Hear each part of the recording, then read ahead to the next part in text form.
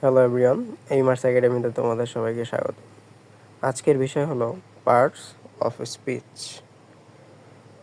তো parts of speech কাকে বলে, কত প্রকার এবং কি কি। শুরুতে যদি বলি তাহলে দেখো, পার্টস অফ স্পিচ এই ফ্রেজটা দ্বারা আমরা কি বুঝি। যেমন এখানে তিনটা শব্দ আছে, পার্টস অফ স্পিচ। পার্টস শব্দের অর্থ হলো অংশগুলো, অফ স্পিচ বক্তব্যে। তাহলে ফ্রেজ দ্বারা সহজে বোঝা যায় বক্তব্যের অংশ। ডেফিনেশন যদি বলি তাহলে দেখো, বাক্যে ব্যবহৃত প্রতিটি শব্দকে এক একটি পার্টস অফ স্পিচ বলে। অর্থাৎ বাক্যে প্রতিটি শব্দই এক একটা পার্টস অফ স্পিচ। প্রতিটা শব্দই এক একটা parts of speech.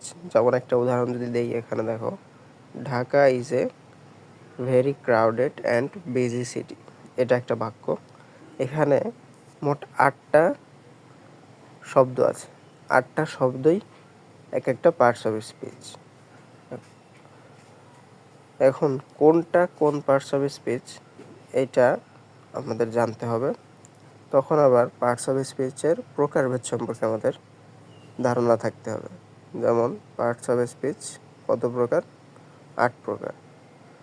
Noun, pronoun, adjective, verb, adverb, preposition, conjunction, interjection. Total 8টা পার্টস অফ স্পিচ আছে।